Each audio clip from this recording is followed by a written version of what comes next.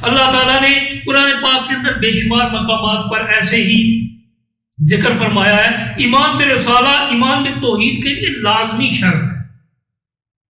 رسالت پر ایمان لانا یہ توحید کے لیے لازمی شرط ہے. میں نے ابھی عرض کیا کہ ایمان کا فیصلہ کن مقام رسالت کا اقرار و انکار ہے. اب میں عرض کر رہا ہوں کہ ایمان بالرسالت، رسول اللہ کی رسالت کا اقرار کرنا، پر ایمان لانا، یہ ایمان بالتوحید کے لیے لازمی شرط ہے. ایمان بالتوحید، اللہ کی توحید پر، اللہ کی وحدانیت کا اقرار کرنا، اس پر ایمان لانے کے لیے لازمی شرط ہے کہ ایمان بالرسالت بھی ہو. اور اس ایمان بالرسالت کی قرآن پاک کے اندر بے شمار مثالیں موجود ہیں کہ اگر جب تک رسول اللہ کی ذات فیصلہ کن نہیں ہوگی تو کسی بھی اعتبار سے تمہارے کوئی فیصلے قابل اعتبار نہیں ہوں گے. اللہ تعالیٰ ارشاد فرماتا ہے فلا وربک حتی لا یؤمنون حتی یحکموک فیما شجر بینہم. فلا وربک، ہرگز نہیں، اور آپ کے رب کی قسم. سورہ النساء آیہ نمبر 65، سورہ النساء آیہ نمبر 65 رب کائنات ارشاد فرماتا ہے فلا وربک لا یؤمنون حتی یحکموک فیما شجر بینہم. نہیں، ہرگز نہیں، اور آپ کے رب کی قسم. کچھ پروگرام پہلے میں نے حضرت یعقوب علیہ السلام کا ایک وہ جو مکالمہ تھا اپنے بیٹوں کے ساتھ آخری وقت میں، وہ بیان کیا تھا. وہاں پر حضرت یعقوب علیہ السلام نے اپنے بیٹوں سے پوچھا تھا کہ کیا تم میرے بعد عبادت کس کی کرو گے؟ تم میرے بعد کس کی عبادت کرو گے؟ کیا تم عبادت اللہ کی چھوڑ دو گے؟ تو انہوں نے جواب میں کیا کہا تھا؟ نعبد الہک و الہ آبائک، کہ ہے یعقوب علیہ السلام ہم عبادت کریں گے الہ کی، لیکن کس الہ کی؟ آپ کے الہ کی. ان کا بھی تو وہی الہ تھا نا، لیکن انہیں وہ نبی زادے تھے، انہیں پتا تھا کہ نسبت رسولی ضروری ہے، نسبت نبوت ضروری ہے. جب تک ہمیں رب ہونا بتایا ہی رسول اللہ صلی اللہ علیہ وسلم نے ہے. ہمیں تو پتہ ہی نہیں تھا کہ اللہ تعالیٰ ہے، اللہ تعالیٰ ہے یا نہیں ہے، یہ پتہ ہی نہیں تھا. کس نے بتایا اللہ ایک ہے؟ رسول اللہ صلی اللہ علیہ وسلم نے. وہاں تو 360 بت نصب تھے، خانہ کعبہ میں 360 بت نصب تھے.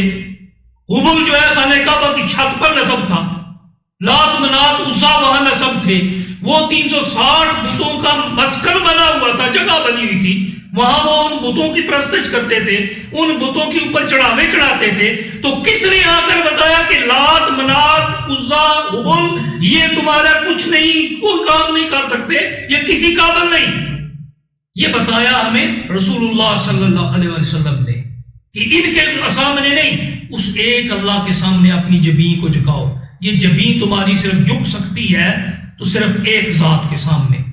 یہ تمہارا سر جھک سکتا ہے تو صرف ایک ذات کے سامنے. وہ ذات کون سی ہے؟ اللہ کی. تو اللہ کی ذات کا جس نے بتایا اس کی بارگاہ میں آنا، انہیں اپنا حکم اور فیصل تسلیم کرنا. فیصل کا معنی کیا ہوتا ہے؟ فیصلہ کرنے والا، فیصلہ کرنے والا. انہیں فیصلہ کن قرار دیا جائے. جب تک آپ کو وہ اپنا حکم تسلیم نہیں کرتے، جو کچھ بھی ان کے درمیان میں معاملات پیدا ہو جائیں، جو بھی ان کے درمیان کچھ مسئلہ پھوٹ پڑے، تو اس میں جب تک آپ کو حکم نہیں تسلیم کریں گے وہ مومن ہی نہیں ہو سکتے.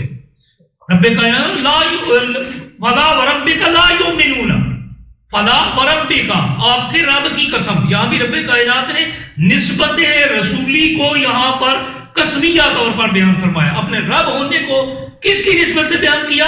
رسول اللہ صلی اللہ علیہ وسلم کی ذات کے حوالے سے. وہ کہہ سکتا تھا نا میں رب ہوں، مجھے اپنے رب ہونے کی قسم کھا سکتا ہے، لیکن اس نے کھائی کس طرح؟ وربک، آپ کے رب کی قسم، کیونکہ انہیں میرا رب ہونا بتایا آپ نے ہے. تو جب آپ نے بتایا ہے تو نسبت بھی آپ کی رہے گی. آپ کے رب کی قسم، آپ کے اس رب کی قسم، لا یؤمنون حتی یحکموک فیما شجر بینہم، جو کچھ ان کے درمیان مسئلہ پیدا ہو جائے، جب تک آپ کو حکم تسلیم نہیں کریں گے تو وہ مومن ہی نہیں ہو سکتے. ثم لا یجدوا فی انفسہم حرجا مما قضیت، پھر جب آپ فیصلہ فرما دیں تو اپنی ذات میں اپنے اس فیصلے کے اعتبار سے وہ کوئی مسئلہ سمجھے ہی نہ.